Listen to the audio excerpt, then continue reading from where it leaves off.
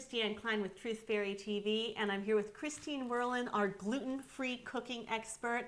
And as you can see, we have a whole lot of gluten-free flours.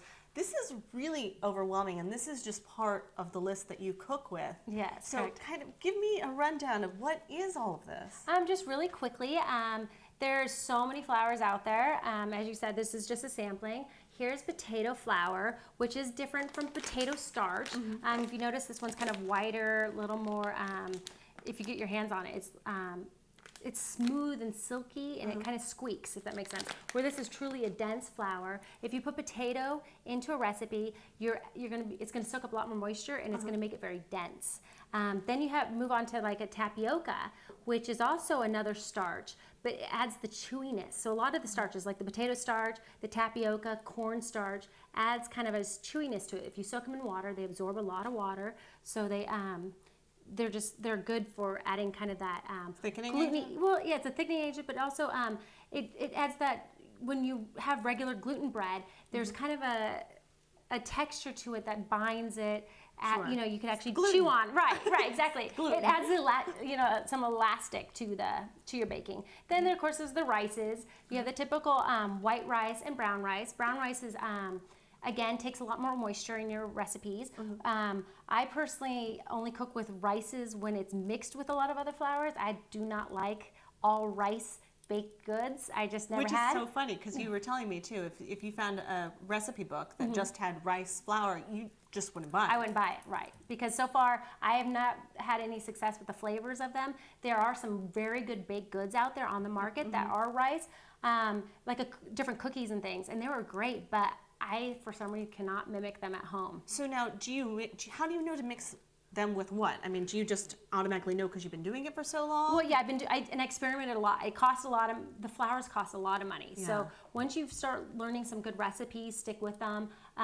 You don't have to go out and buy all these to have a successful kitchen. I find like tapioca, sorghum, chickpea, and maybe some of the rice is probably the most flours I use. So there's all these other flours out there you don't have to use.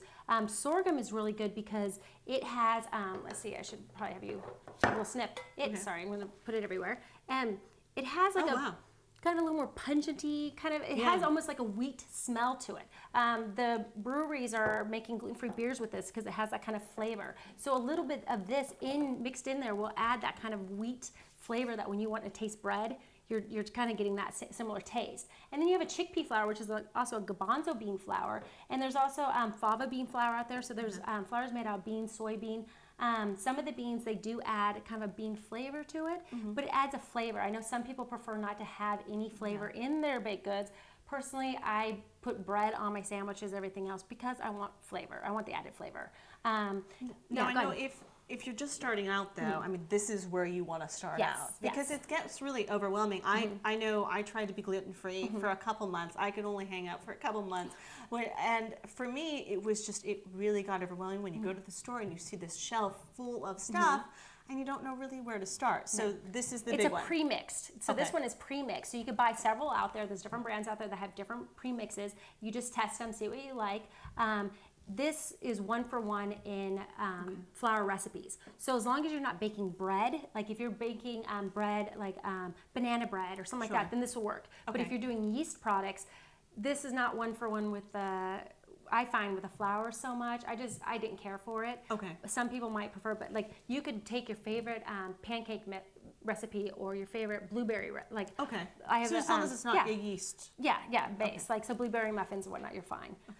There's quinoa flours out there, which is very nutty. You want to kind of avoid putting too much of that in there because it'll wreck the flavor of your dish. Buckwheat, which people a lot of times think buckwheat because it has wheat. Nothing to do with wheat. It's just the name of it, and it is a great pancake. You see those great pancake recipes. Almond flour, which one of my favorite bakeries bake only with almond flour. It is so good. And then arrowroot, which honestly I haven't used yet. I know it's in a lot of recipes, and I personally have not got my hands on it. I do have it here to do it, but I just haven't done it yet. Okay, so now if you could recommend 3 of these, it would be this one, and then the tapioca, and then sorghum probably. Sorghum? Yeah. Okay, awesome. Thank you so much. Thank you.